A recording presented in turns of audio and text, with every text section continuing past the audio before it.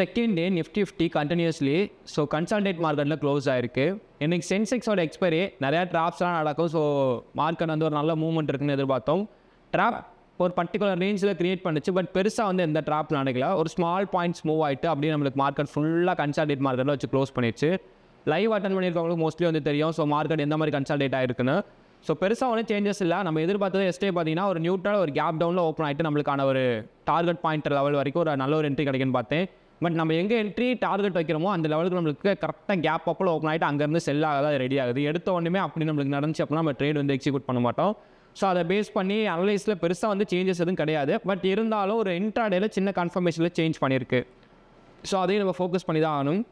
இப்போ நம்மளுக்கு one day time frame பார்த்தீங்கன்னா ஆல்ரெடி நான் சொல்லிட்டு இருந்தேன்னா இந்த இதில் நம்மளுக்கு அது சப்போர்ட்டாக ஸ்ட்ராங்காக நிற்குது. எங்கன்னா 25,100 கீழே இறங்குறதுக்கு அப்படி யோசிக்குது. அப்படி இறங்கினாலும் டக்குன்னு மேலே போயிட்டு க்ளோஸ் ஆகி வச்சிருது ஒரு கேண்டில். இந்த லெவலில் அது ஸ்ட்ராங்காக இருக்குது. என்னோட எக்ஸ்பெக்டேஷன் இது ஃபுல்லாக கன்சால்டேட் ஏரியாவை தான் நம்மளுக்கு இந்த கேண்டிலோட ஃபார்மேஷன் இப்போதைக்கு க்ளோஸ் ஆகிருக்கு. இப்போ நான் ஷார்ட் டேர்ம் கன்ஃபர்மேஷன் எனக்கு என்ன ப்ரொடிக்ஷன் கொடுத்துட்ருக்கு அப்படின்னு பார்த்தீங்கன்னா இங்கே எதிர்பார்த்தேன் இங்கேருந்து எனக்கு ஒரு அப் ட்ரெண்ட் கிடைக்கும்ட்டு. ஆனால் அது எனக்கு ஓப்பன் ஆனதே 150 பாயிண்ட்ஸ் கேப் அப்பில். ஓகே, இங்கேருந்து நெக்ஸ்ட் ஒரு செல் என்ட்ரி நம்மளுக்கு பொறுமையாக வந்தால் தான் நம்ம எக்ஸ்பெக்ட் பண்ண முடியும். நெக்ஸ்ட் ஒரு ரீட்ரஸ்ட் என்ட்ரி அதுவும் நம்மளுக்கு கிளியராகவே இல்லை. அண்ட் நெக்ஸ்ட் அப்படியே சின்னதாக பார்த்தீங்கன்னா அதாவது ஃபாஸ்ட்டாக வந்துருச்சு இந்த ரீட்ரஸ்ட் என்ட்ரி. இந்த ரீட்ரஸ்ட் என்ட்ரி எனக்கு ஃபாஸ்ட்டாக வந்துருச்சு. அப்படியே சின்னதாக செல் ஆகி ஃபைனலே பார்த்தீங்கன்னா 25,077 இந்த ரேஞ்சை இன்னும் பிரேக் பண்ணாமல் ஒன்ஸ் பிரேக் பண்ணிச்சு அகெயின் பிரேக் பண்ணாமல் டே கம்ப்ளீட் ஆகிருக்கு. டே பார்த்தீங்கன்னா ஃபுல் ஸ்ட்ராங் கன்சால்டேஷன். எவ்வளோ தூரம் தெரியுமா வெயிட் பண்ணணும்? 127 to நெக்ஸ்ட்டு 186 ஒரு 50 பாயிண்ட்ஸ் கூட கிடையாது. இந்த ரேஞ்சுக்குள்ளே நிஃப்டி ட்ராவல் ஆகிட்டு இருக்கு. என்னோடய எக்ஸ்பெக்டேஷன் நாளைக்கு இது எப்படி இருக்குது வெனஸ்டே நிஃப்டி அதாவது வெனஸ்டே நிஃப்டி எந்த மாதிரி இருக்க போகுது எங்கிட்ட மூவ் ஆக போகுது அப்படின்னு பார்த்தீங்கன்னா இந்த ரேஞ்சை கரெக்டாக பிரேக் பண்ணிவிட்டு நான் ஆல்ரெடி எதிர்பார்த்த மாதிரி தான் எனக்கு இந்த லெவலில் சப்போர்ட் எடுக்கணும். எகைன் என்னோட அனலைஸ் ஃபுல்லாகவே இந்த ரேஞ்சுக்குள்ளே தான் இருக்குது.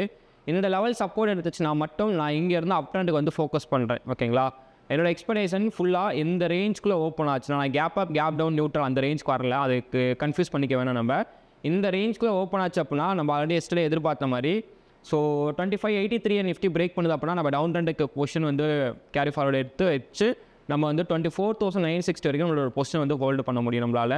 இதுதான் இன்ட்ராடே சார்ட்டு.